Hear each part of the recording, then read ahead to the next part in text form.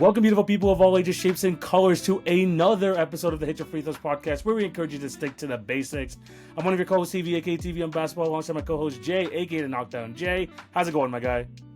Bro, this might have been one of the craziest NBA trade deadlines we've ever had, and that's coming from a guy who was very pessimistic a couple of months ago, even a couple of weeks ago, coming into this time frame. And I'm so glad I was wrong, because the mix-up around the league has made things so interesting, and now the push to the playoffs just got much better. And I'm not gonna lie to you, man, we got a lot of trades to talk about today. There's a couple of that are definitely gonna take priority, but a lot of moves on the margins that made teams better or made teams a little bit more flexible moving forward. Yeah, 100%. I mean, we're not going to go into, the Luka Doncic level trades or the De'Aaron Fox. That's what we did in the last episode. But there are still some major trades that happened that are changing these teams left, right, and center. And we're going to go through all of these trades. Again, like Jay said, some like deeper than others, but we're going to go through every single one of them, which happened coming up to the deadline. But Jay, before we do that, again, this is just a trade deadline special. We're going to go through all of these trades. Should be a really dope episode. But before we go into that, we have to plug our socials. Make sure you follow our individual socials at TV on Basketball, at the Routine Jumper / Knockdown J. Those links can be found in the description down below. In terms of the Hit Your Free This podcast, follow us on TikTok and Instagram for that best daily NBA content that picks, news, series, and more. That's where you can see all the reactions to like these trades right away. And now in a podcast, if you guys are listening to us right now, this is where we can go super in depth. So if you want to see our instant reactions, all the series that we have on the TikTok and Instagram, be sure to check that out. In terms of the podcast networks, make sure you leave a review, subscribe, all that good stuff. And if you're watching on YouTube, remember to like, share, and subscribe. Hit the notification bell so you will not miss an episode. You can find all video formats of our podcast there, as well as the YouTube shorts. We've been hitting those out. Make sure you check those as well if you're not on the Instagram or TikTok. Jay, you ready to get into this? Yeah, man, they were really active over the last 24 to 48 hours, man. So surprisingly enough, we actually have a lot to get into, given the fact that like they not finished with De'Aaron Fox and Luka Doncic. That was just the start of something crazy. Yeah, remember we just recorded the episode 2 days ago or something like that. We recorded 2 days ago, and then there's this many more trades happening right now, and we're gonna go right into it with the one that was probably been like waited for like months now, and it is the Jimmy Butler trade. As you can see here, he is a Golden State Warrior. The Heat receive Andrew Wiggins, PJ Tucker, a protected first-round pick, as well as Kyle Anderson. It's not shown here. Josh Richardson and Lindy Waters go to the Detroit Pistons. But as another part of this trade, Dennis Schroeder was on the Jazz, gets moved to the Pistons for KJ Martin, Josh Richardson, who was there in the first graphic, as well as 2 second-round picks. Jimmy got his trade, not to Phoenix. He said a couple weeks ago that he wouldn't re-sign with Golden State. This guy's a freaking liar. This guy signed a freaking 2-year, $120 million deal with Golden State, which completely lines up with Draymond Green and Steph Curry. All three of those guys' contracts should expire after 2 more seasons past this year. I'm going to throw it over to you, Jay. Your thoughts on the Jimmy Butler trade? I mean, the first thing is shout out to the Golden State Warriors. I think at the end of the day, a lot of people look at this move and the first thing they think is panic. And I agree with them. I think when you look at all the names that came up over the course of the trade deadline, Zach LaVine, Nikola Vucevic, Jimmy Butler obviously was at the top of their list. Kevin Durant reunion was something that picked up steam over the last 24 hours prior to him finally nixing things and making it clear that that was not something he was interested in. There were a lot of different names that came up as an opportunity, and we got to remember the Warriors were a name on Butler's list early on, but the biggest thing that came out of this whole thing was Jimmy Butler looking to get his money. And that's the biggest thing that became the equalizer for both the Warriors and Jimmy Butler. Because we have to remember, they were both each other's second choice, right? At the end of the day, Butler wanted to be a Phoenix Sun, and the Warriors wanted Kevin Durant as their first option. Butler fell back to a Golden State Warriors team, and the Golden State Warriors in conjunction fell back to him to the drum of $120+ million over the course of 2 years, which is a pretty good incentive for Jimmy Butler to want to rescind that initial comment of picking only Phoenix as the place he wanted to go. I think the biggest thing, and we'll probably talk about fit and things of that nature maybe a little bit further into the actual like breakdown of this trade. But I think the overall win scenario for this is the Miami Heat get out of a situation where they have to deal with Jimmy Butler for the rest of the year with the kind of backdrop of negativity and media publicity that's been taking place, all not positive by the way, over the course of the Yes. beginning portion of the year. While the Golden State Warriors address something that they haven't addressed over the last couple of months, which is the fact that they've sat on their hands for the better part of a year plus without really making any moves within the Steph Curry, Draymond Green era to make themselves better. They pulled back on a Lauri Markkanen trade. They were refused to include Brandon Podziemski in a trade that would have also potentially facilitated getting Paul George. We look at that with 2020 hindsight. Maybe that was a good thing.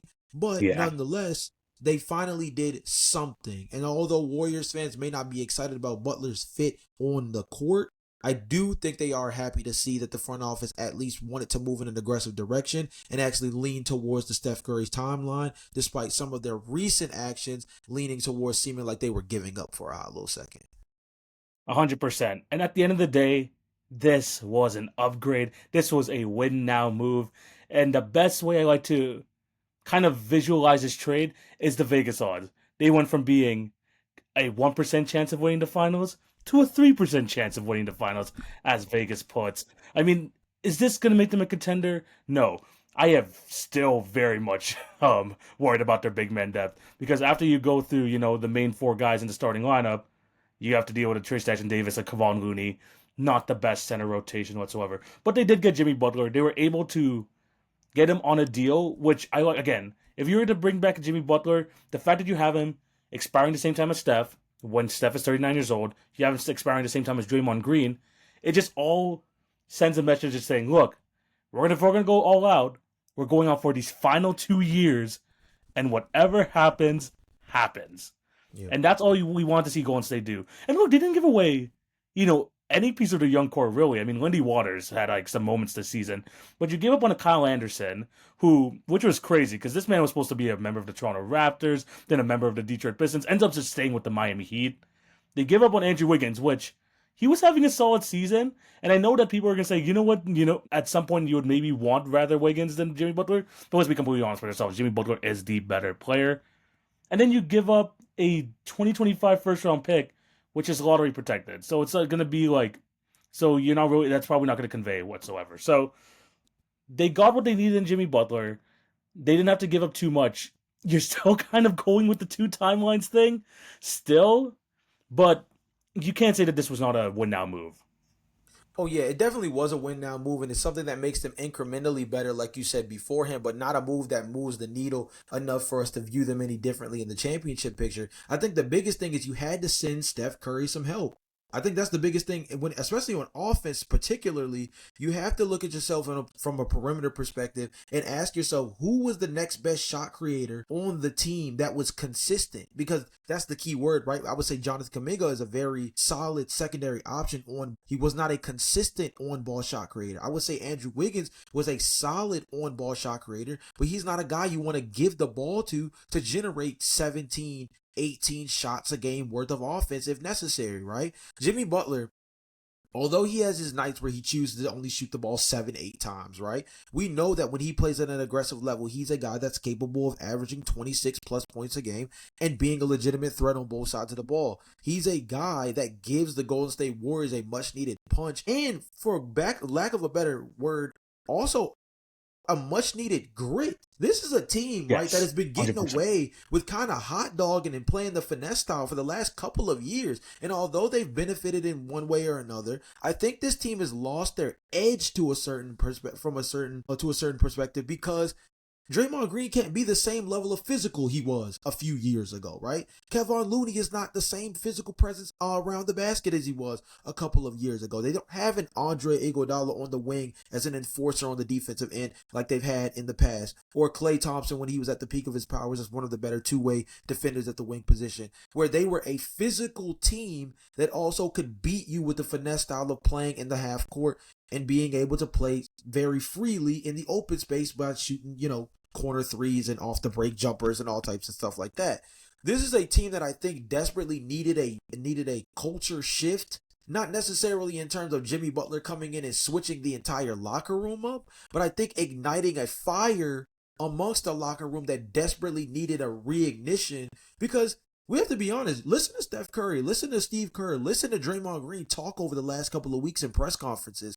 They did not sound very sure about what the future of this franchise was starting to look like. It seemed like on one end of the spectrum, it seemed like they were like, we want to compete now and we're going to do everything humanly possible in order to continue to be relevant in this current day and age with Steph Curry and Draymond Green still on the squad. But then there would be other reflections that would say, but we're not going to sacrifice the future that we have beyond these two players in order to do anything that's going to maximize now. So it sounded like there was no true uniting of a true direction. And that's something that can really sever a locker room. And I think Jimmy Butler coming in, A, is an indication of the direction they want to choose. And B, is going to be a mentality shift that says now that we're leaning all in, it's time to actually go be one of the better teams in the Western Conference like they are capable of doing. Yeah, it basically means wake the hell up, man. Facts. This team needs to wake the hell up. And if anyone's going to do it to this locker room, it's Jimmy Butler. Yeah. Talk about some of the other teams, though. I mean, the Miami would put in an impossible situation. They didn't get any really of the young pieces, but they got Andrew Wiggins, who is a good win now player for them. I mean, I don't think they want to rebuild or anything, so getting someone like Andrew Wiggins will help out with winning. They got a first round pick out of it. PJ Tucker is now a Toronto Raptor, which is really weird too. But they have Kyle Anderson.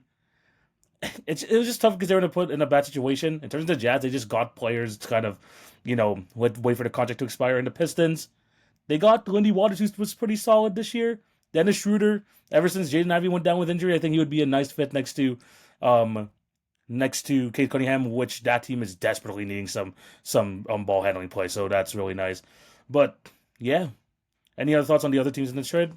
I think the biggest thing for Miami is that you have to be happy that A, you've gotten out of the Jimmy Butler problem, but you did so while also being able to recoup not young assets, but guys that you know are going to be able to play. I hate being the guy who brings up heat culture when you talk about things like this kind of trade. Yeah. But when you pick up a guy like an Andrew Wiggins and being able to actually retain Kyle Anderson, I think sneaky is going to be solid for them because they're just two wing players that just know how to play the right way, right? And Yeah. Andrew Wiggins in particular, I think he can be a guy next to Tyler Hero and next to Bam Adebayo as a solid third option that can create offense in a way that still keeps them afloat. This is a team that I think is going to be able to be effective. They're going to be dangerous in the Eastern Conference. I think that this is a team that clearly has put themselves in position to still stay in the mix in the Eastern Conference. And now without the background distractions of everything taking place off the floor, they can just focus on staying relevant and staying right there in the mix because the Eastern Conference is still up for grabs as far Wide as I'm open. concerned when it Yeah. comes to that middle portion of the entire bracket, right? We obviously know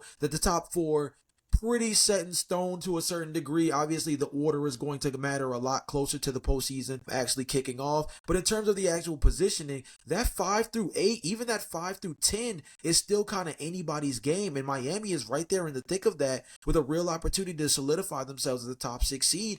And they just at this point just need to be able to focus on the task at hand. Now they have the chance to do that. You mentioned Detroit with being able to get Lindy Waters and Dennis Schroeder. I believe the Dennis Schroeder aspect of it obviously is the most important in this one because of what you mentioned with the Jaden Ivey injury. I think it's just a really solid pickup on the margins because we understand that Detroit is going to at least want to make the play-in tournament this year. You could just tell based off the way they're playing, and you could tell based off the priorities that they showed in the offseason with Malik Beasley, with the Tobias Harris, right? Prioritizing guys who just can play basketball at a high level and stretch the floor around Cade Cunningham. So just all really solid pickups across the board. Obviously, the Warriors are a team that has to look at themselves and really wonder if they got the best they could out of a situation where they had so many other really interesting names that might be better fits on the roster. Again, the Zach LaVine-Vucevic combination was one that I would have been a lot more really, happy with that. I would have that's been a one lot that I more think a lot of Warriors fans would have been a lot more excited about given the overall depth value that also gives them at the big man position and another guy to play off of Steph Curry. But I think if you weren't able to solidify that, considering the fact that obviously Zach LaVine was already off the table, getting Butler was probably the next best thing they could do. And hey, here's the other thing.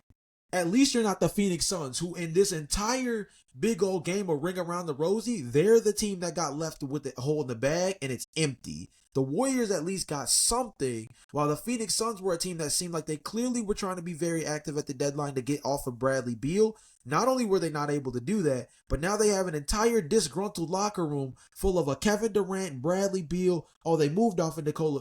Off of Yusuf Nurkic, so that's fine. But two of your big three now know you just put me on the trade block, which is very interesting considering that one controls his destiny using a no trade clause in the worst contract in the NBA, and the other only has about another year and a half before he can become an unrestricted free agent again.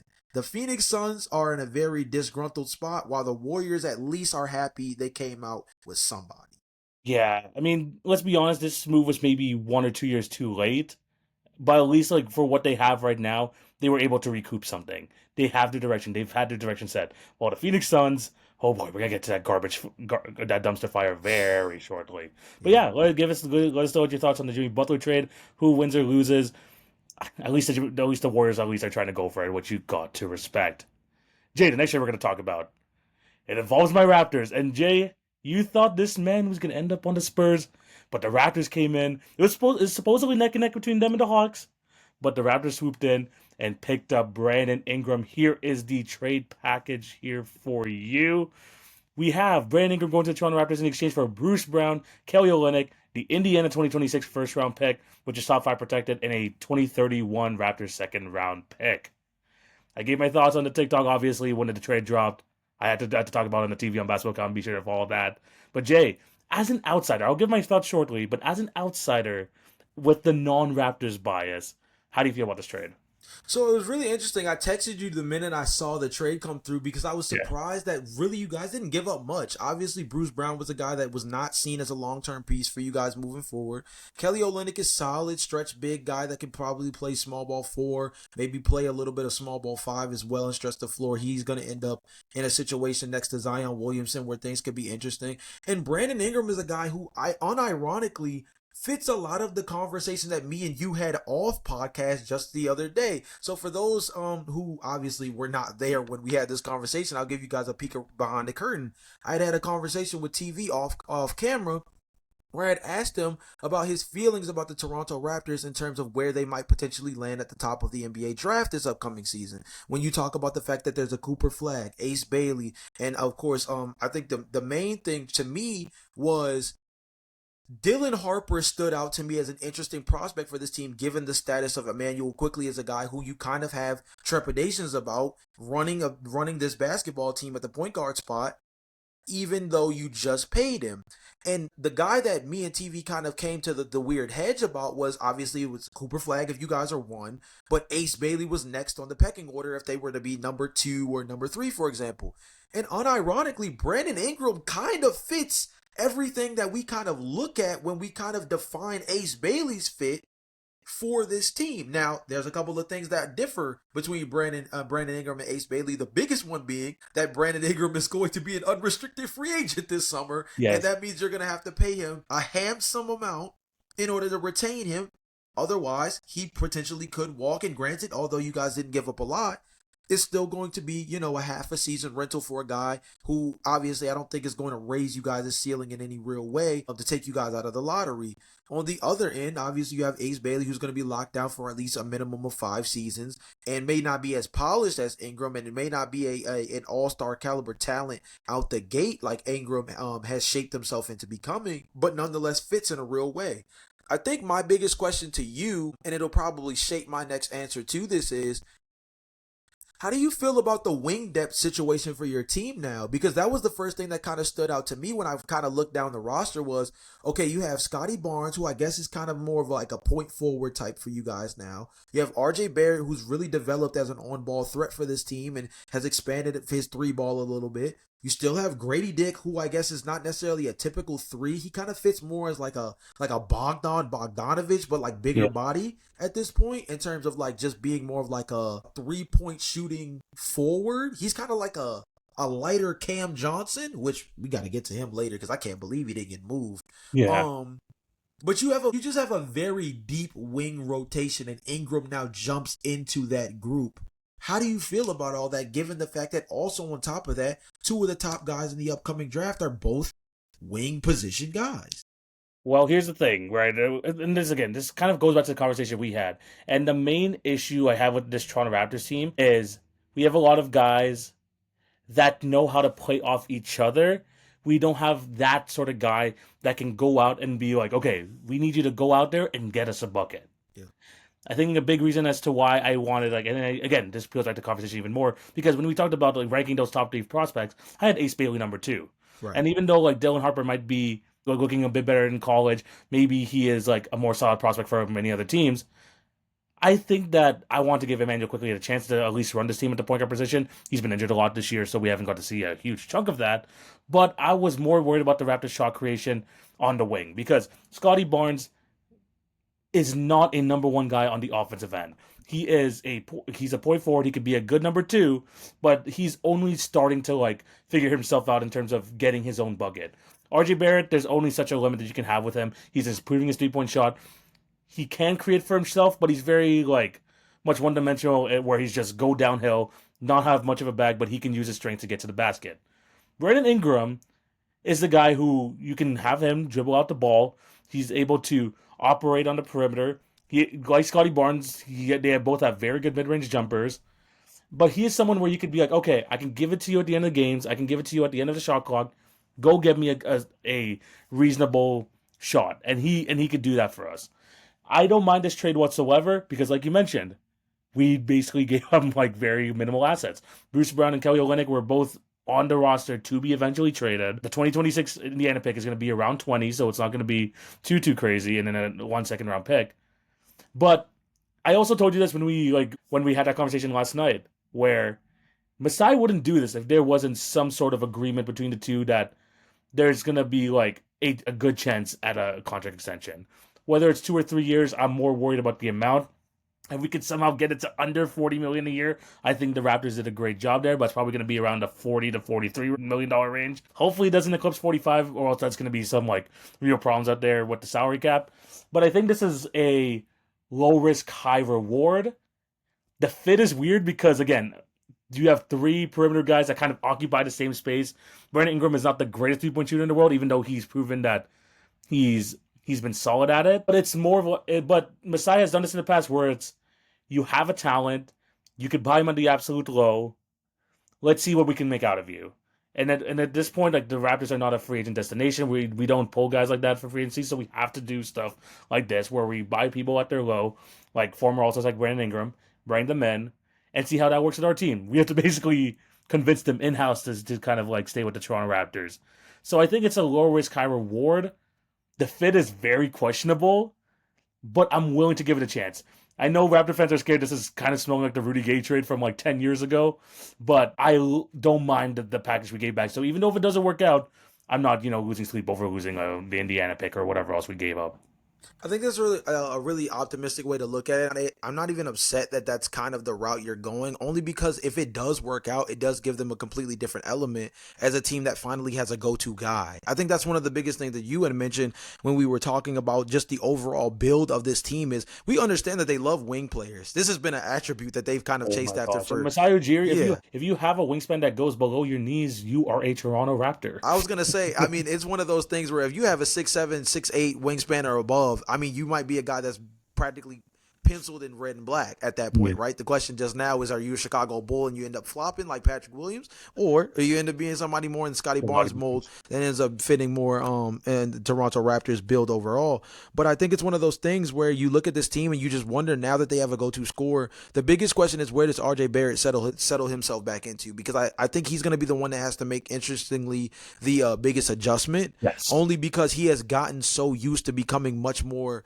effective on the ball as a facilitator. More importantly, this year he has definitely become more of a high level passer this year, and not in a way where he's necessarily passing guys open. I'm not calling him Luka Doncic. I'm not saying he's LeBron James or anything like that, but you can tell that the wheels are turning in a way where the game is starting to slow down for him much more. And a guy like Brandon Ingram, who slows the game down a lot, the question now is, what do you do in situations where RJ Barrett now has to make very quick decisions. TV, one thing that I think is so funny when we were talking about the Ace Bailey thing, and it actually applies to this conversation as well, is the aspect of ball stopping, right? We were talking about how the Toronto Raptors are a top team in the league in terms of passes per possession and passes per game overall in terms of the way the guys move the ball. That's one thing that Darko's really kind of pushed for is ball movement. And the Oh, question now yeah. is, where does Brandon Ingram fall in that? And can he kind of assimilate himself in a way where that ball move? Because Brandon Ingram is a high level passer. I think between him and Ace Bailey, that's one of the biggest things that separates Brandon in a way that I think could actually be more of an asset to the Raptors than Ace Bailey if they were to take him in the draft. But the question is, can Brandon fall into that concept in a way where the ball doesn't stick so much that he kind of takes away from that dynamic element that you guys build off of, which is playing with such a high pace?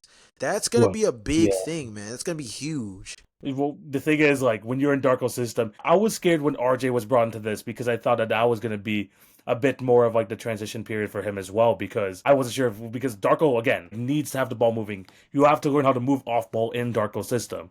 But RJ was able to transition right, and I think like being in a situation like Brandon Ingram where it started falling apart really quickly over there in New Orleans, he has a chance to like expand his game to show teams that he's not just a one-dimensional player. I think this is a good showcase for him as well for in the future if he wants to sign another big contract after this one, or if he's going to be able to be using a trade to a destination that he would preferably want to go to.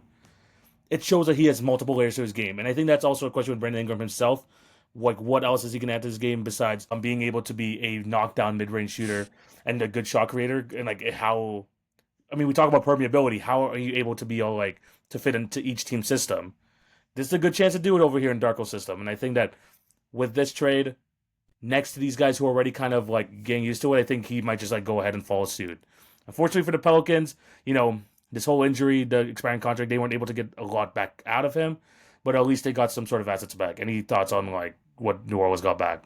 I think the biggest thing for New Orleans in general is that they just, if there was any season to kind of really start considering the Tank Commander thing from the perspective of actually hitting the reset button, this was definitely the one given the Brandon Ingram constraints of having to consider re-signing him this summer.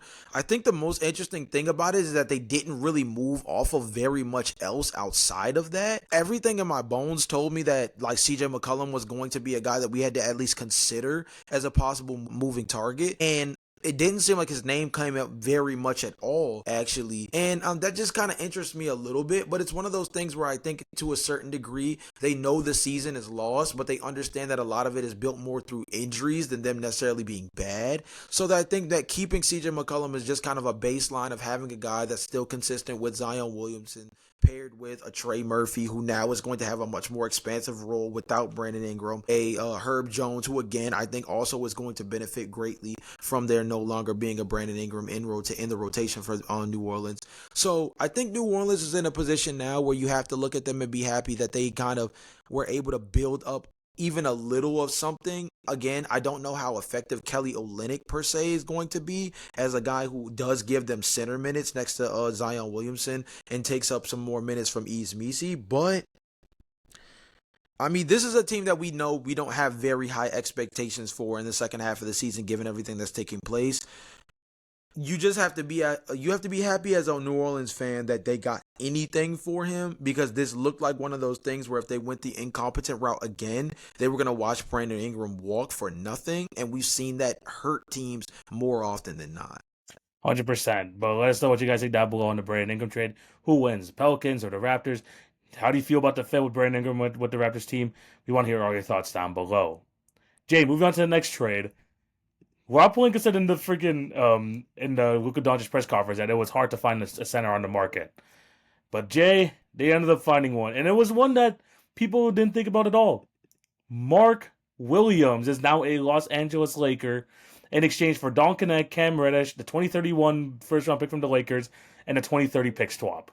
Yeah. Crazy that Nick Richards was probably the talk of the town a few weeks ago when trying to find someone from the Charlotte Hornets. And Rob Pelinka was like, you know what? I'm going to get the starter from that team instead and go young, go for a rim running center to pair up with Luka Doncic for the long term.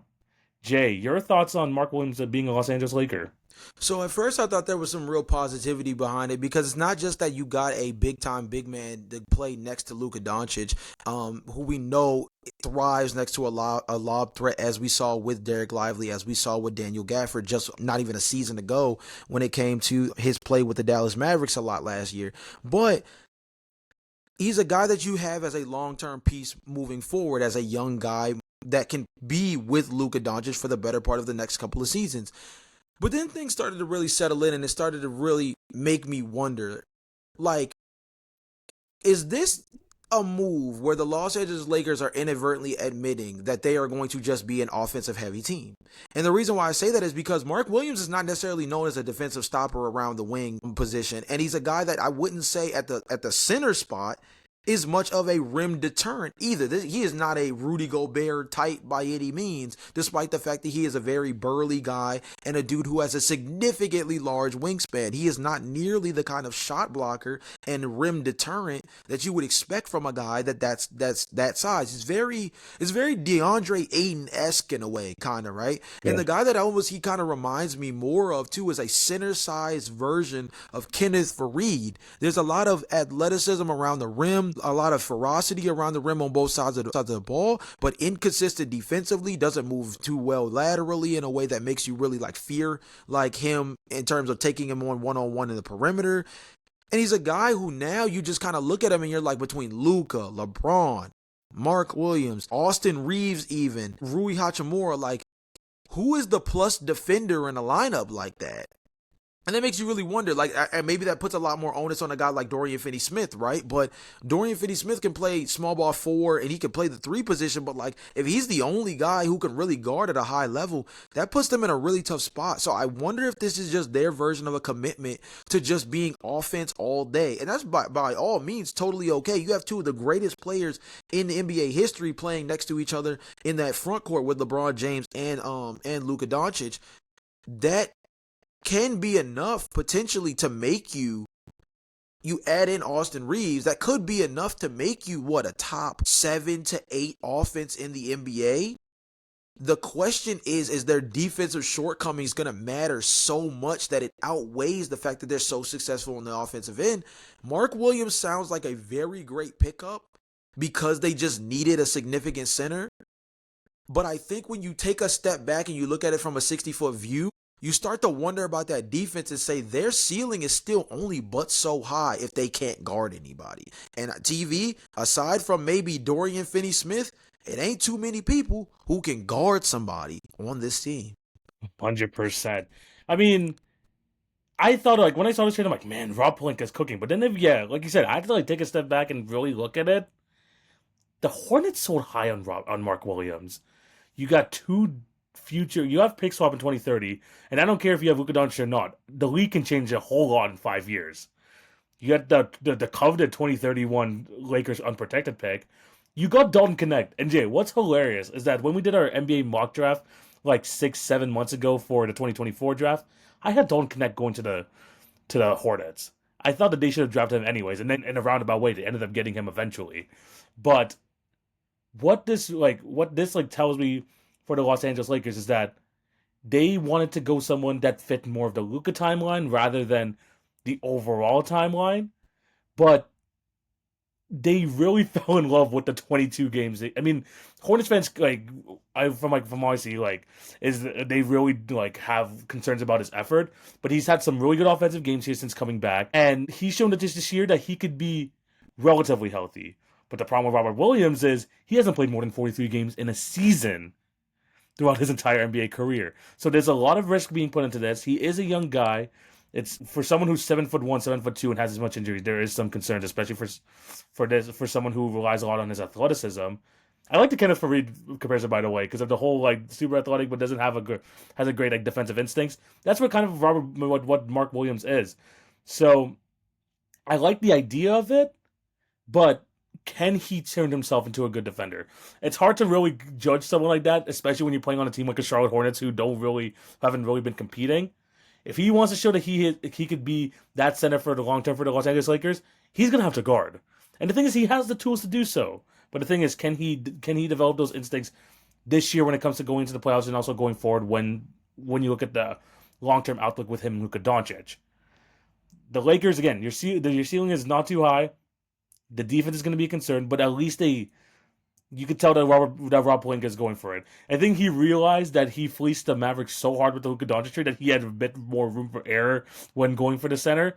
I'm just surprised he didn't go to cheap route and go with maybe like a Nikola Vucevic or go for someone like a Robert Williams. This guy went, oh, you know what? Let's use our last pick and go young. Try and go for a long term center there and Mark Williams. I respect it, but is this going to be the right choice long term? We're going to have to wait and see. I have my concerns, I guess, again, especially with his injury history, but the idea is there, and I could kind of see the vision. We'll just have to see how it works on the basketball court. Well, I think the biggest thing that you mentioned is that 2031 pick. That was just such an interesting arrow to fire, given the fact that it was kind of one of the last things they had in the cupboard. And you just wonder, for a guy who doesn't really play more than 20 to 25 games in a season, is still is relatively unproven and doesn't raise your defensive upside by much. It makes you wonder if that was really the right arrow to fire on this guy. Now, Mark has had a good couple of games, like you mentioned, since coming back from injury, and maybe they just fell in love with the tape. And maybe it's one of those things, again, where the offensive upside for this team is just going to completely outweigh the fact that they still have big concerns on the defensive end. But I want to play off that Freudian slip that kept coming out from UTV. You kept mentioning Robert Williams. If I'm going to take a guy who only can play 20, 30 games a season, only can play anywhere between 20 to 25 minutes a night, Robert Williams would have been a really interesting pick for them, because he does give you that athletic upside on the offensive end as a rim running threat, but gives you a much higher ceiling as a defensive player around the rim. We saw that, and we talked about him a ton back in the early stages of the Hit Your Free Throws podcast, back when we were covering the final series between the Boston Celtics and the Golden State Warriors, about how effective, if he were healthy, he could have been in that series as a rim deterrent against a Golden State Warriors team that struggled to score in the paint as it was. This is a guy who, when healthy, is a dangerous guy around the rim.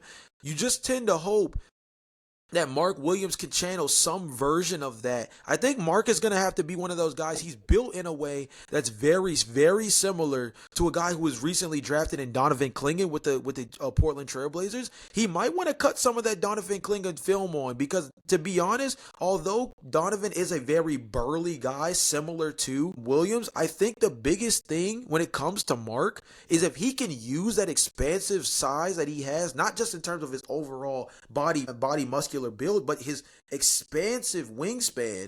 This is a guy who could be like a 2 to 3 block a night kind of dude, because the difference between him and Donovan Clingan is, although he does not move as well laterally, he does move much better vertically as a guy who can be a potential shot blocking threat. And we know Donovan Clingan is averaging near 2 blocks a game right now? Just a little bit over 2 blocks a game right now for Portland? Yeah, and very limited minutes too. Exactly. So Mark Williams has a real chance for upside here on the defensive end. He just has to play towards it. The question that we have to ask ourselves is, was playing in the Charlotte Hornets system more of a detriment to him on tape, just because he was part of a culture that necessarily wasn't playing for anything significant? Or is this truly him as a player who is not necessarily a positive defensive player? And if that's the case, how much will that truly end up hurting the Lakers in the long run? Because we have to remember, outside of him, the center depth does not get any better. Yeah, Jackson Hayes was going to be the starter. Hayes, so the fact that that's now the backup dude means that there's not too much to fall back on in terms of finding that defensive upside for themselves in the middle from any other guy at the center spot.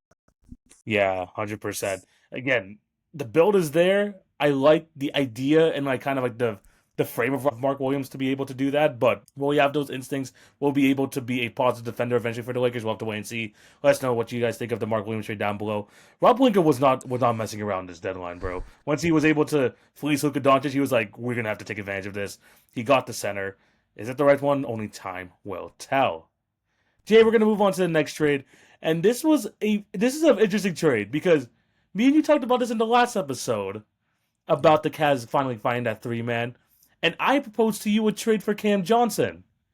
Well, the Cavs basically used that exact same trade, except they got DeAndre Hunter. Yeah. They got DeAndre Hunter in exchange for Karis LeVert, Georges Niang, 3 second-round picks. I said 2 second-round picks, and 2 first-round picks when I said it was supposed to be 1 first-round pick. Jay, DeAndre Hunter, we said that he was in conversation for 6th man of the year.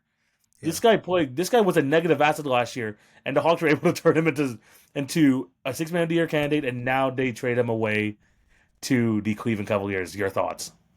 Yeah, so I would actually make an argument that this might actually be a better pickup for them than actually getting Cam Johnson in a sneaky kind of way. And I think it's just because of the fact that DeAndre Hunter has finally got his mojo back in a real way. And he's very comparable in terms of shooting the three ball to Cam Johnson this year at nearly 40% from beyond the arc on very decent volume, averaging 19 points a game. This is a guy, like we mentioned beforehand, is coming off of a run over the early portion of the season where he was looking like a legitimate six-man of the year, still has a real chance to fall into that with the Cleveland Cavaliers, and now he provides something on both sides of the ball that I think Cam Johnson just didn't. Cam Johnson gives you that ability to stretch the floor in a real way, and yes, he can put the ball on the floor here and there, but he's a guy that does kind of come off as a bit of a defensive liability. I was trying to think of a legitimate comp for Cam Johnson to help me get a better understanding of where he would fit on a different team. And the name that I ended up coming up with was actually Hito Turkoglu. And the reason why I think that's such an interesting thing is because that's a player that has a significant skill set of being able to put the ball on the floor and shoot the three ball at a high clip,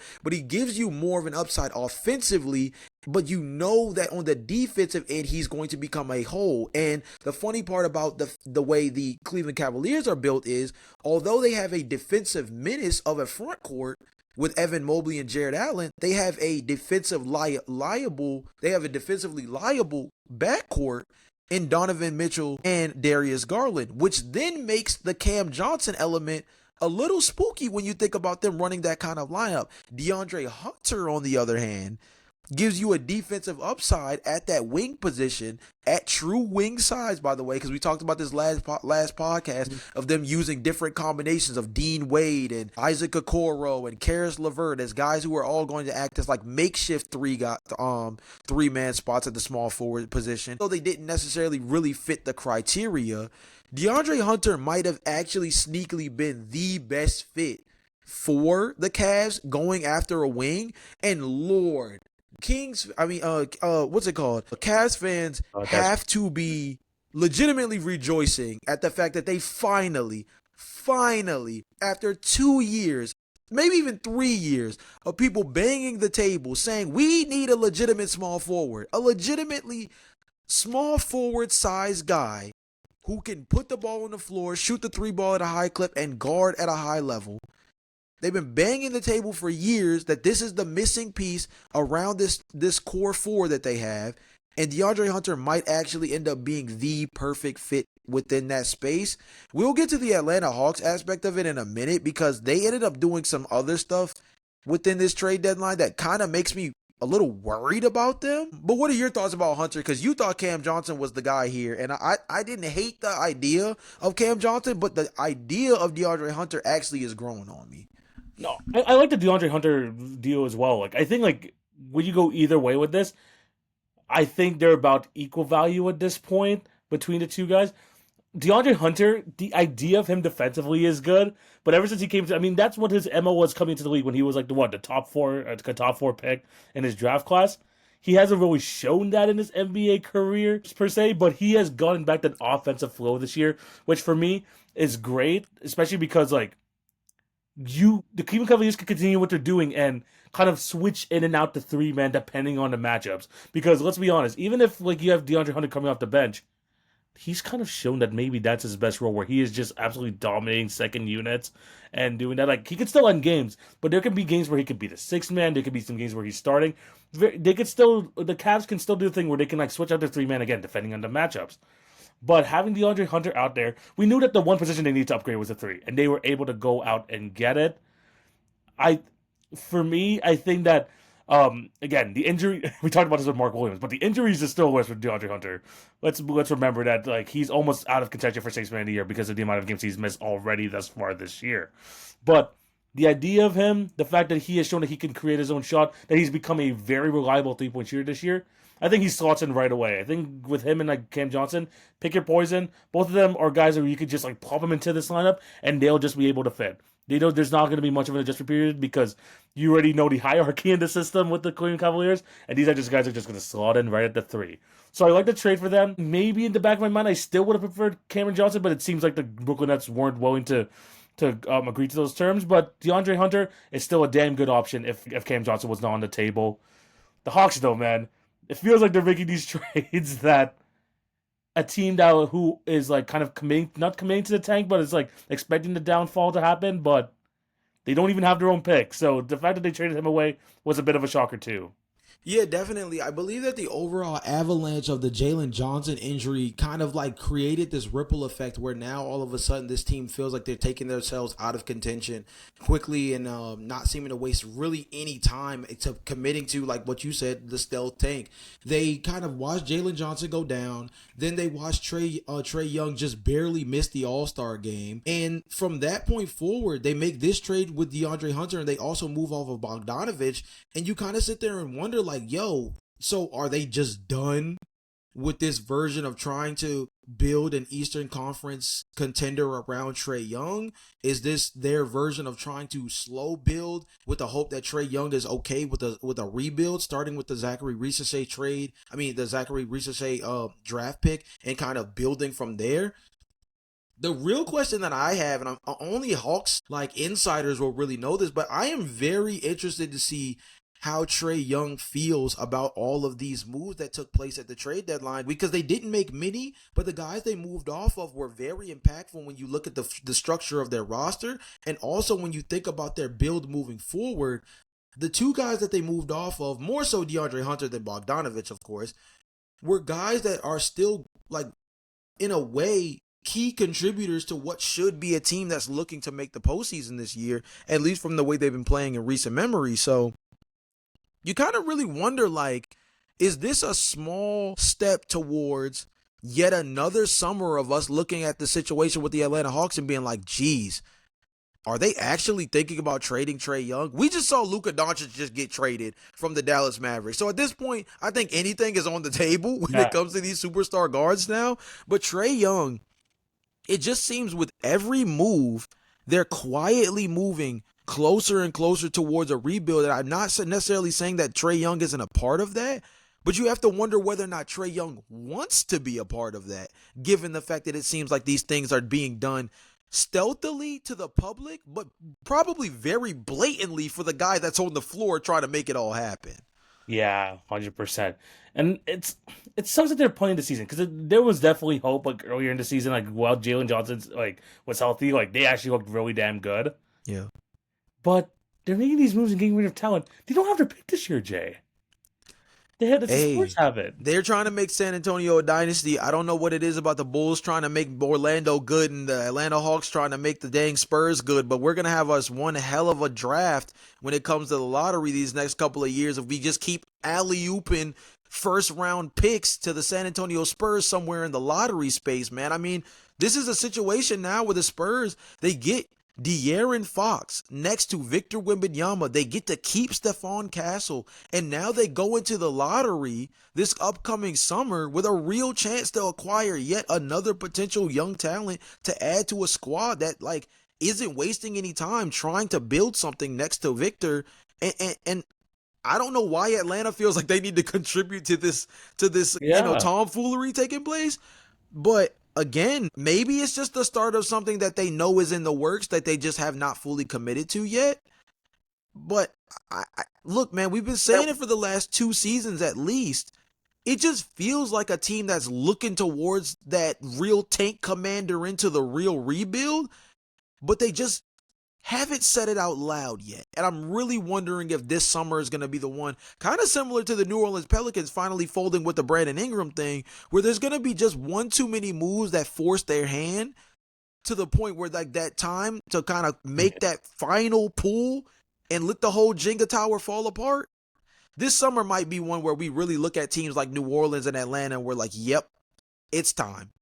The building's coming crashing down. I mean, like, they're getting rid of all their long-term contracts. Bogdan had a year and a half on his deal. DeAndre Hunter has 3 years left on his deal. They just traded DeJounte Murray this past summer, so they're clearly going into like a rebuilding direction. It's just whether Trey Young is gonna be a part of it or not. We're gonna have to wait and see. Let us know your thoughts down below on the DeAndre Hunter trade, and basically what direction do you think the Hawks are going?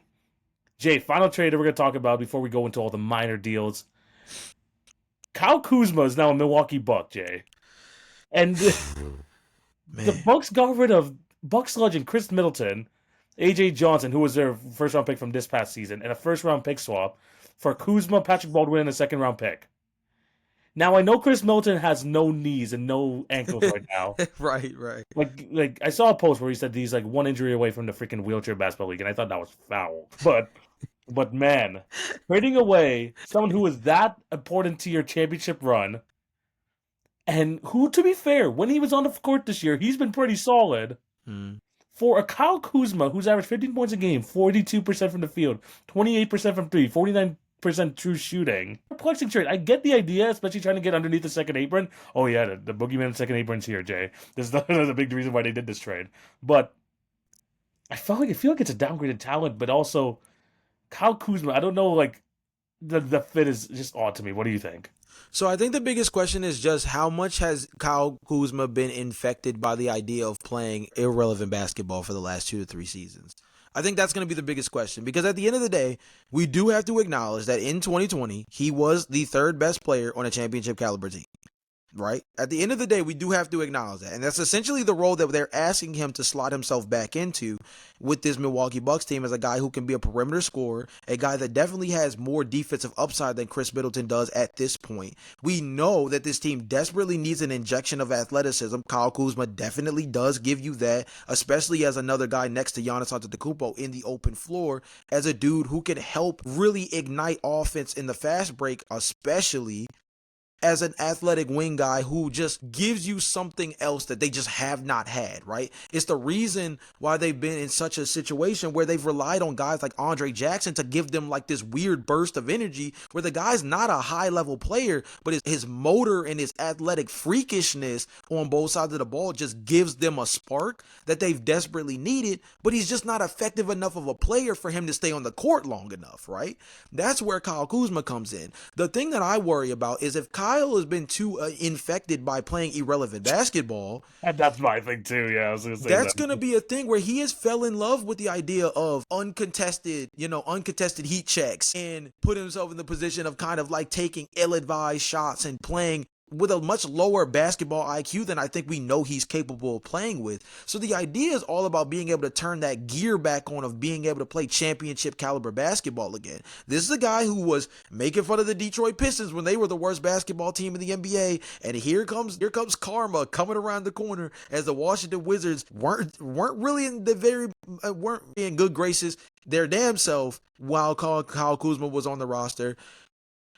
You come to really wonder if he can turn that gear back on. If Kyle Kuzma can turn that championship caliber gear back on where he can be the third best player on a championship type of team, the Milwaukee Bucks are going to be a team that you have to fear in the Eastern Conference and a team that you might end up seeing as the best, trio in an Eastern Conference final scenario.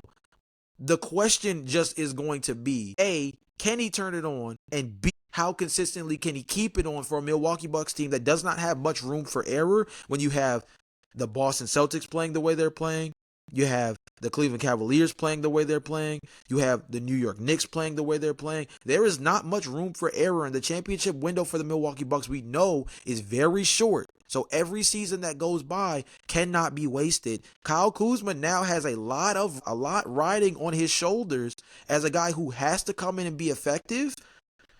Hopefully his versatility really helps out, man, because this is a big gamble on a guy that has not been in your building and not been a part of your program and is coming from a losing culture as opposed to a Chris Middleton who we saw when all chips are on the table, laid it on the line last year and at least kept things afloat in the postseason when their two top guys were out.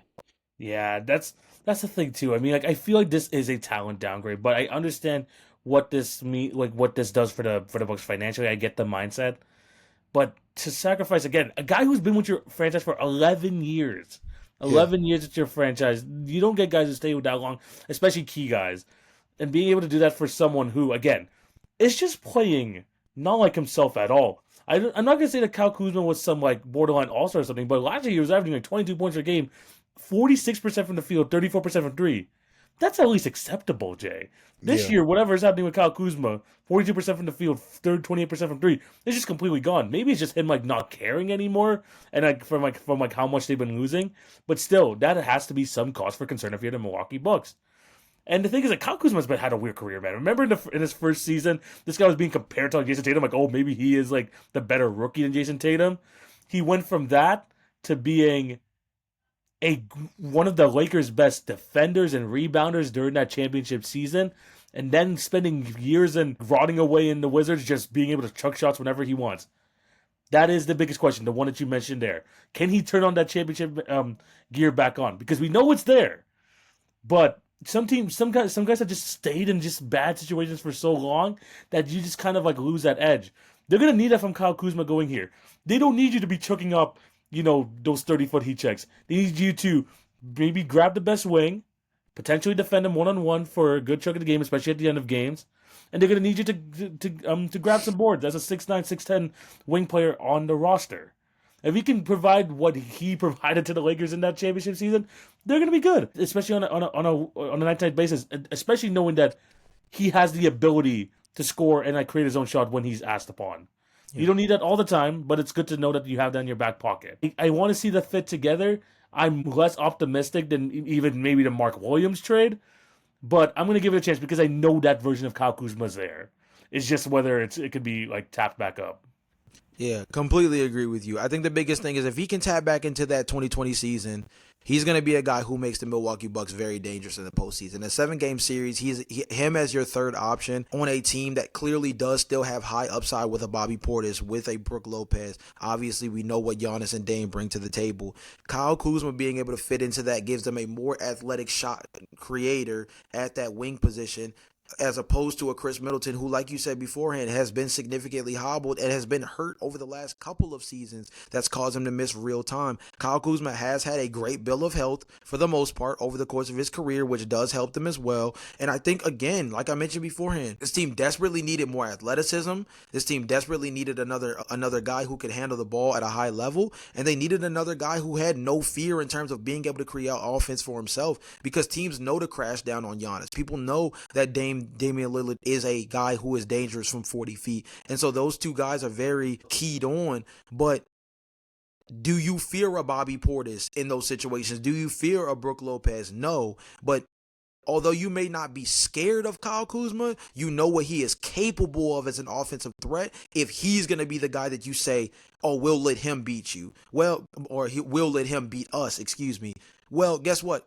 Kyle's not afraid. And if you're going to dare him to beat you, he's going to step up to the challenge because he's that kind of player. And that's something that Milwaukee has not necessarily had, because although Chris Middleton is a good on-ball player, he's maybe not the most aggressive offensive threat that Milwaukee desperately needs, especially as of late, given the fact that he's been so hobbled. Yeah, 100%. I mean, it just sucks. I mean, just seeing like a Bucks legend go just like that. But it was a trade that needed to be made. It was a trade that has been foreshadowed since like last offseason as well. Let's see if the fit works. I'm still, as you can see, both me and Jay are very skeptical of the Kyle Kuzma fit.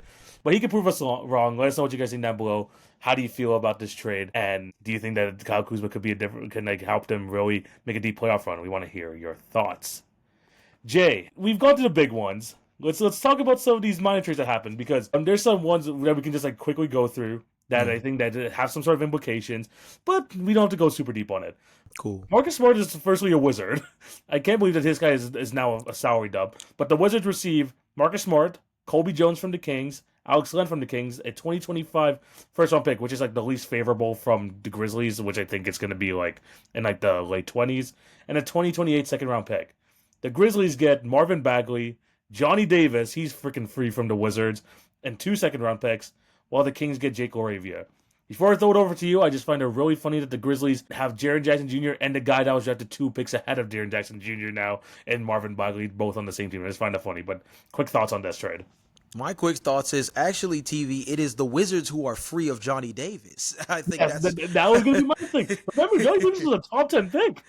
He still did absolutely nothing in the league, and now he's on the Grizzlies. So, yeah, it was about time that they freed themselves of that situation where they obviously have now admitted their fault within that decision. Overall, outside of that, we understand the salary dumping that is Marcus Smart. It's really no more than that. It's kind of the same way I view their part in the Chris Middleton thing. We understand that Chris Middleton could potentially pick up his player option next year, but the value of it being at 34 million, there's a real chance that he might actually decline that player option with the hopes to maybe find a smaller deal in terms of per year, but something that at least gives him more years on the Long books term, yeah. and playing for a legitimate contender moving forward. That might be one of those things that actually kind of becomes more appealing to him. Maybe he's a team, maybe he's a guy that wants to look at one of these teams on the rise that maybe he signs to that he feels like has a little bit more upside. But obviously, we know the Washington Wizards are much, much further away from that. I think the same thing could be said for a Marcus Smart, who, if I'm not mistaken, Marcus is not really locked down by any means either. He's a guy who I think is going to be really interesting because he could potentially get flipped again.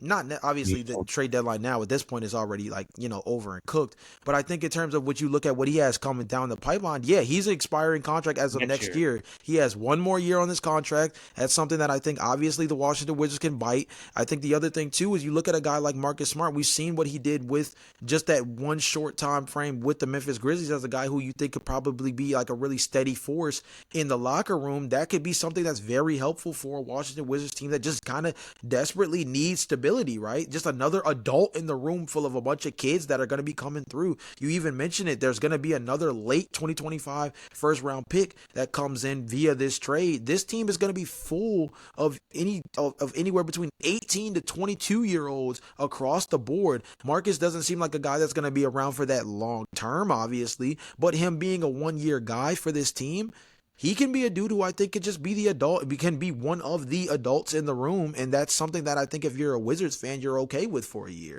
especially knowing that it's not something that you have to commit to over the long term, and you don't necessarily have to flip him in order to see any real value from it because he comes off the books and the value creates itself.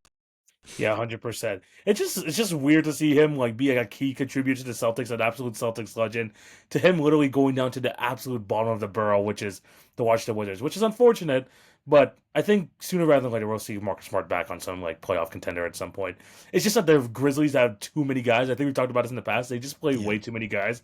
So them like being able to move off of him, Jake Laravia, kind of just opens like kind of a more clear rotation for the Grizzlies moving forward, especially because they're going to need to shorten that rotation come to playoffs. So a situation just like the Warriors, just compartmentalizing those like few pieces and like turning them to like giving more opportunity to the other guys. So I think that's a solid trade over there for them. Jay, the next trade I want to talk about. The Kings, out of all teams, is the one that ended up getting Jonas Valanciunas in exchange for Sidi Sissoko, who's been traded 3 times this deadline, and 2 second-round picks. Quick thoughts. Very low value for a player that I think just significantly helps them. This was the biggest thing they needed at the trade deadline. They needed a backup center really bad. Backup center, yeah. And interestingly enough, Jonas Valanciunas has real ties with Domantas Sabonis as part of the national team. So these are two guys that have real familiarity with one another. I think to the point that they possibly could play Twin Tower style 4 and 5 in a real way. Maybe not consistently, but because they have a certain level of rapport, it could be an interesting thing to explore. But the biggest thing for Sacramento was they needed a backup center terribly. I mean, terribly. So the fact that they were able to get not at all. Alex Len was not going to be the answer at backup center. Jonas Valanciunas, honestly, outside of maybe, again, depending on if you're a Mark Williams optimist or not, Jonas Valanciunas honestly might have been the best player at the center position legitimately on the market. And Sacramento ended up with him as a guy that now is going to come off their bench. That's a huge pickup. I think Sacramento quietly did a lot better at this deadline than a lot of people are going to give them credit. Because I think that although De'Aaron Fox is a better player than Zach LaVine, and y'all know how I feel about Zach LaVine, but I think overall, because De'Aaron Fox is just a better defensive player than Zach, that's where things kind of change. But because Zach LaVine is only maybe about a notch lower than De'Aaron Fox in my eyes, DeMar DeRozan already has real rapport with Zach LaVine. Zach LaVine is also a very good dribble handoff guy, which means he's going to play really well next to Domantas Sabonis. And now you've created another friendly internal relationship with Jonas next to Domantas.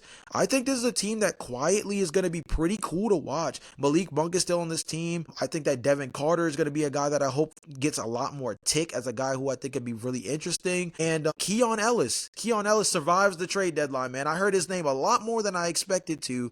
And now he's a guy that still gets to stay in the rotation as part of the Kings, and I think is going to continue to be a dude who like really solidifies their top 8. And like I said, I'm not saying watch out for the Kings as some like playoff team or anything like that, but like keep an eye on this team, man. I think they're going to sneakily be a little bit interesting. I was a little bit lower on this in the beginning, but maybe that was just my Bulls bias kicking in. But now, after we've seen all the things populate for the Sacramento Kings after this trade deadline, I'm actually a little bit higher on them than I initially felt after seeing De'Aaron put on a goddamn Spurs jersey the other night. Yeah, no, I think it's a good fit. Again, Alex Leonard's your backup center. This guy, I mean, I seen him on the Raptors for a little bit. This guy should not be on a roster. I'm sorry, he's not good. So the fact that they were able to upgrade there, only gave up 2 second-round picks, not a bad deal whatsoever for the Kings, and the Wizards get some more second-round picks. You talk about the Thunder somehow getting first-round pick after first-round pick. The Wizards are the kings of getting second-round picks. I'm just glad they were able to like trade a few of them for even highly protected first. So good for them. But yeah, good trade for them. Next trade I want to talk about the Heat potentially get their starting point guard.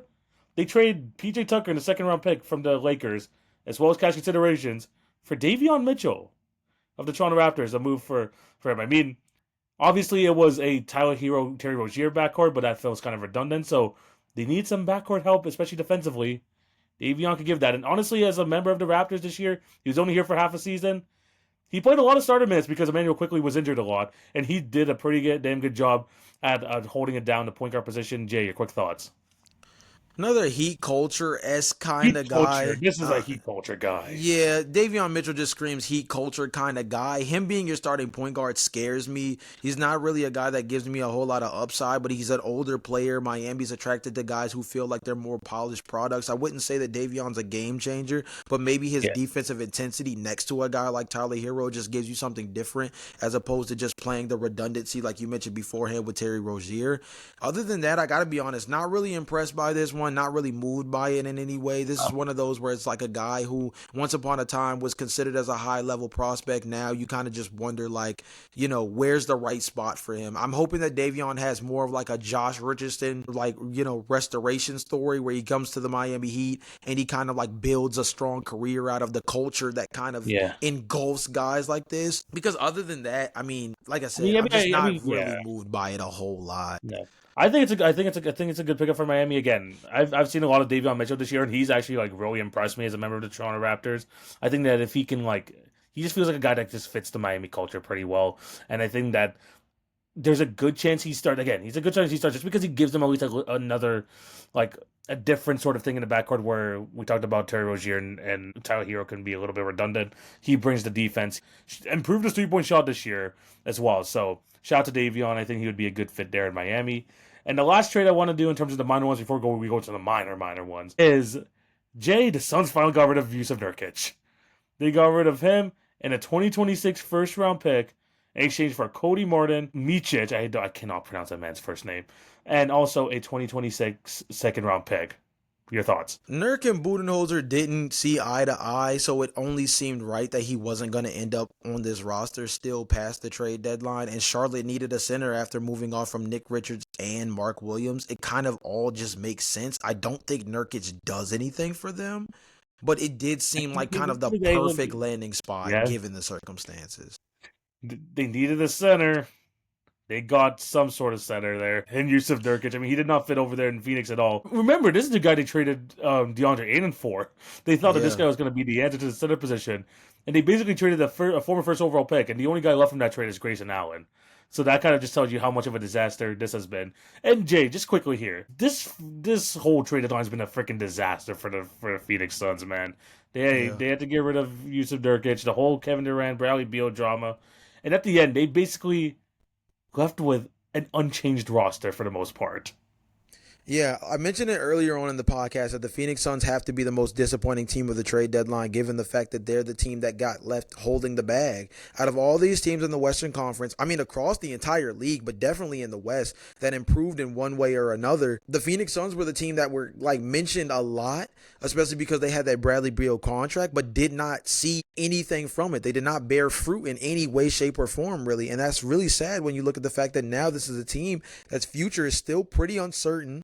You have a Kevin Durant who only has about a year and a half left on his contract before he can consider maybe one more last hurrah with, something small as a contract on another contending team, or I guess maybe coming back to Phoenix. This team under Matt Ishbia has not necessarily seen any real struggle yet in terms of forcing themselves to commit to the full on, rebuild. at least in his eyes. And so that makes you wonder, like, what more else has to truly happen in order for them to really make that move? Because this seems like a team that like is stuck in 2015. This is a team that felt like in 2015 they would have ran the league. The big three with a couple of minimum size contracts with the guys who can play, but you know you didn't need them to necessarily be like anything super special. That was a 2015 special. We're past that. It's 2025. It's an outdated model, and especially with the second apron, it's a model that actually really hurts you more in the now than you ever would have thought. We thought that that was one of those things where it was really more of a sacrificing of your future in order to win championships now. No, with the need for 5 guys on the floor to be competent basketball players that can guard both sides of the ball, that can play on both sides of the ball at a high level and not be a liability. You're now in a situation where sacrificing things like depth, we actually had a conversation about this in the offseason, doing things like sacrificing depth in this current day and age is actually more of a detriment to your present than it even remotely has anything to do with your future. Phoenix is becoming yet again another representation of that, as we've seen with a lot of the Kevin Durant iterations post Golden State. You know what I mean? Of these teams where you see the super top heavy squads where the offensive talent just screams to you they're going to be dangerous, and then you remind yourself, oh, that's right. They don't have a center that can guard the rim. They don't have knockdown three-point shooters around their mid-range killers in Kevin Durant, Devin Booker, and Bradley Beal. They don't have anybody else besides those 3 guys that really shot generate for themselves. And here you are now wondering once again, how far can this team really go, considering the last time we saw them in a postseason setting, they didn't win a damn game. Yeah. You mentioned it like off the top. This model just doesn't work. Kevin Durant has tried this model everywhere he's gone now, thinking because it worked in Golden State, it's going to work anywhere else. The league has gone past that. You look at all the top contenders. What is it? Depth, 5-man units, drafting. Drafting is so much more important in this era now, and the Suns have no draft picks. So James Jones picked the direction. Matt Ishbia picked the direction. It's just biting them in the ass, and it's one of those holes that you can't really get yourself out of, especially because it means trying to trade away aging stars at this point. One of those stars being someone that you have to ask him permission to be traded. So it's a really tough situation, and they're facing the consequences of their actions at this point because they haven't been able to do anything. The biggest W from today is that they were able to get rid of Yusuf Nurkic, which should not be a thing if you're trying to be a competitive team. And the Suns ultimately, maybe they just got worse. Who knows? But yeah, it's not a great situation. But yeah, it's not great at all. But Jay, I'm gonna move on to the final few trades. I'm just gonna go through these. If you want to jump in and like just give your thoughts on it, we're just gonna just jump right in. Okay? Gotcha. Jane Springer's on the Rockets in the second round pick for a 2031 second round pick. Nothing there. Daniel Tice is on the Thunder in exchange for cash, but also there's a 2031 second round pick there. Somehow the Thunder get another draft pick, which then afterwards they released Daniel Tice and they converted AJ Mitchell to a standard contract. Shout out to AJ Mitchell, he's been awesome this year. That's what I like to see. that is something that I like to see 100%. Next trade we're gonna talk about here: Jared Butler and 4 second-round picks from the Wizards in exchange for Reggie Jackson and a 2026 first-round pick. This is what I was talking about earlier, Jay. You get a bunch of second-round picks and you turn them into a protected first. That's something for the Wizards, at least, which is, there's not much to say about that. Reggie Jackson's in the Wizards, but yeah, that's the trade that they were able to do. The Spurs received Patrick Bolden Jr. for cash. I swear there's been a lot of deals like this. Another trade that happened, we had this one maybe you might have some thoughts on. Bogdan Bogdanovic finally getting moved from the Atlanta Hawks. 3 second-round picks as well in exchange for Terrence Mann and Bones Highland, who I always forget is still on the Clippers.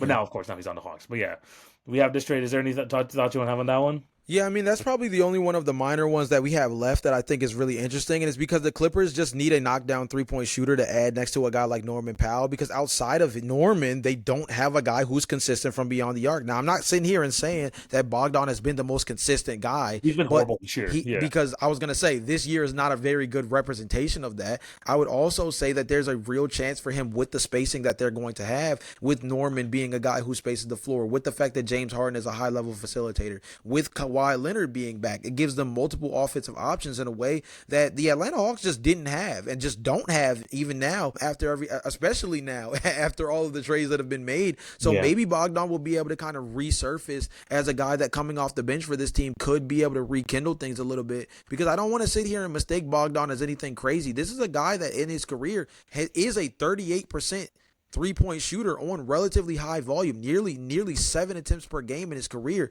So this is a guy who knows how to knock down the three ball at a high clip. He can be kind of the Luke Kennard that the LA Clippers have had in the past. But I think he can do it in a much more effective way because we know that he can put the ball on the floor. We know that he can do certain things where he can get hot in the quarter. There's just different elements that Bogdan brings to the LA Clippers. And it's a very sneaky stealth move by the LA Clippers to kind of quietly get a little better, but do so in a way where it's not necessarily anything that we might see like pop off all the screen on a night-to-night basis. But Bogdan's going to show up in a playoff series and have himself a game, and we're going to remember that this trade meant a lot given the fact that Terrence Mann is a guy who once upon a time was considered untouchable. Just remind ourselves of that. Yeah, no, he hasn't been even playing that much this year in general. But the fact that I think that the Clippers got the best player in the trade, and they also got the draft compensation as well.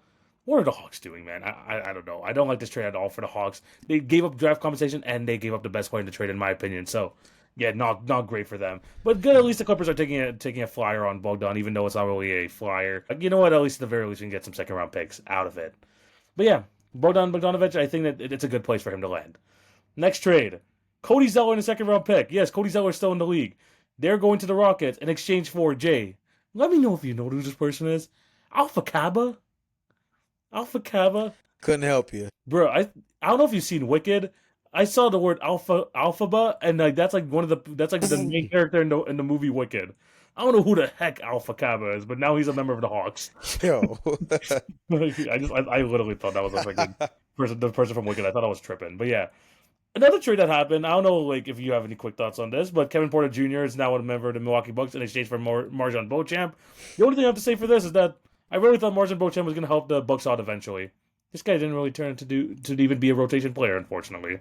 Another athletic injection, another ball handling kind of guy, high upside, another dude who can just give them something else on the open floor. And at the end of the day, I think that he has the kind of ability to contribute at least more than Marjon Beauchamp can. Yes, no, yeah, that's all I can say. Like he'll probably do more than Marjon. So like, and that's all you need, right? When you're the Milwaukee Bucks and you have a top two that's Giannis Antetokounmpo and Damian Lillard, you fill that out with Brook Lopez, Kyle Kuzma now, and a Bobby Portis. All you kind of need right now is serviceable dudes. I'm surprised Pat Connaughton survived the trade deadline, honestly, as well. But given the circumstances, now he's a guy that hopefully can redeem himself in the second half of the season by finally shooting the laces off the ball again, because that's probably the only thing that's going to protect him. I'm not going to lie to you. 100%. But yeah, Kevin Porter Jr. is on the Bucks. Still not a fan of him as a person, but at the same time, at least like it is what it is. Oh, he'll have a role in the Bucks. I'll say that for sure. Final trade that happened, and a trade that involved my Toronto Raptors. We somehow acquire James Wiseman and cash in exchange for Jay. Hear this. A 2029 top 55 protected second round pick. I didn't even think those protections were possible, but apparently that's the case. So we basically just gave us James Wiseman for free. Let's just say that. Sounds like a good trade. Yeah, I don't know. Well, let's see if we can heal him in Toronto. We could fix him. Let's see how that goes. But Jay, before we move on and end this episode, who was one guy in this trade deadline that you were most surprised this didn't get traded? Wow, that's a great question. My goodness, just one question, one just guy. like one guy to send us out. What do you think? One guy you're surprised. Man, that's a great question. You know, the guy that obviously comes to mind, it has to be Cam Johnson. You know what I mean? Like Cam Johnson, like surprisingly enough. But that feels like such an easy answer. Let me see. It's all good. Because I was going to say two of our guys. One, I'm surprised that Vucevic did not get moved. Out of all the years, maybe that's the name. Maybe that's the name. Especially given the fact that Zach LaVine was moved, it kind of felt like the Vucevic trade was just bound to happen. So the fact that he didn't get moved somewhere is so interesting. But TV, like Cam Johnson just felt like a high commodity name practically from before the season even started. Yeah. To the point the fact that he made it through the trade deadline either means that the Brooklyn Nets either completely set the bar beyond belief in terms of what they were expecting from a trade that involved sending Cam Johnson anywhere, or maybe he just wasn't as high of a commodity around the league as analysts believe he was. Maybe the skill set that we see doesn't match what the on-court productivity in some of these other potential teams is. I believe it's more of the Nets probably asking for too dang much than it is the latter, but I just his name was buzzing too hard for us to see him not get traded, but DeAndre Hunter, who was in the sixth man of the year race, be the guy that gets moved. And again, Moore's perfectly, like you mentioned, to the Cavs, a team that kind of felt like a match made in heaven when it came to Cam Johnson Yeah. earlier on the season when we first were kind of really having conversations about them going after a wing player. It just seems like he just seemed like the one guy. It was like him, Jeremy Grant, Kyle Yeah. Kuzma. They're like those three guys at the wing position that you were like, yeah, there's no way they're making it past the trade deadline on their same team. And somehow, Jeremy Grant and Cam Johnson both survived the trade deadline. Yeah, I'm that's crazy. shocked. Yeah, no, I thought Cam Johnson might have been traded. I honestly think that the Nets are just waiting to the offseason for him to trade him. I think that's kind of like my thinking for that, especially because of the deal that they potentially want from him. They're probably going to wait till the offseason. I'm surprised Jeremy Grant made it through. Vucevic for me was the biggest one for me because I really thought once Vovin got traded that he was going to soon follow, but he is still somehow on the Chicago Bulls. And it feels like, Jay, with this roster, you can still make a play and push. Oh Look at God. that. Oh my goodness, that would be hilarious. Another guy that I'm surprised that didn't get traded, Jay. The Raptors version of Miles Turner still stays on the team. Chris Boucher, after having such a great month of Yeah. January, still ends up being on the Toronto Raptors. Look, I talked about this with some of my Raptor friends. At this point, just make him our freaking Udonis Haslem. These guys have been trade rumors every single year. Right. Then I'm like, let's just make him our Udonis Haslem and just keep him here for the rest of his career. Because Yeah. like at this point, if we weren't going to trade him after a great January he had, he's never getting traded. So I say that the Raptors keep him around.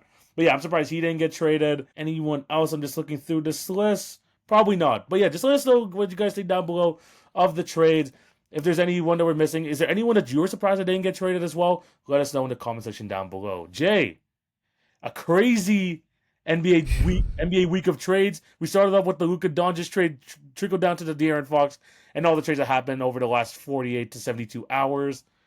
Been a crazy trade deadline. Thank you guys for watching. What do you have to tell these people going forward? Hey man, like TV said, crazy trade deadline equals a crazy push to the postseason. I am very excited to watch all of these teams that either upgraded or at least moved laterally, but did so in a way that's going to make them much more interesting to watch, a la Golden State Warriors team, for example.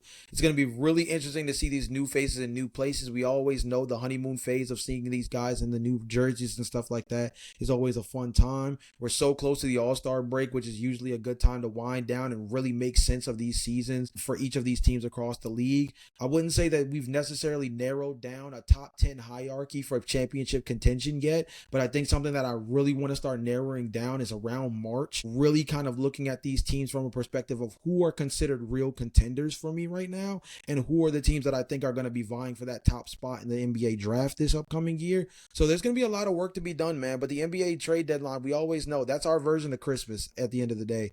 And boy, did we get to eat well, because I mean, It delivered. It this delivered. this went from being one of the most pessimistic trade deadlines to recount to becoming easily one of the most stunning weeks in basketball history. I mean, regardless of events, regardless of games, no. The trades of this year dominated headlines in ways that, like, the WNBA free agency this week was absolutely bonkers, and it completely got tuned out because Luka Doncic alone being traded just dominated headways for the better part of the week. I mean, that goes to show you that, like, the NBA is always going to be a great place to come to. And although people were worried about ratings being down and all these things like this, man, it only takes one good week in the NBA for things to flip, where now the intrigue is back and everybody's kind of focused back on the league, especially with the fact that football's almost over. TV, we're about to be the hottest show in town, man. 100%. Again, lots of great trades. We're gonna be like looking out at these new trades and these new faces and new places. We're gonna be watching very closely, especially after the deadline, to see how much these teams change. Because man, I'm telling you, a lot of these teams change. So yeah, it was a great episode. Thank you guys for all your support. Thank you, continue to support the Hit Your Free Throws podcast through all our links below. Jay and I will be back next week for another episode, especially because the NBA All-Star game is coming up, and that is when the push of the playoffs begins, Jay. We're almost there, Jay. It's going to be a good one. Jay still has to pay off his February thing, too, so be on the lookout for that in the future episodes. Yeah. So, because he lost out in January. We're both off to a horrible start in February. But we're hopefully willing to bounce back. But yeah, thank you guys for all your support. Hope you have a fantastic day. This is TV. This is Jay. We're signing out. Peace.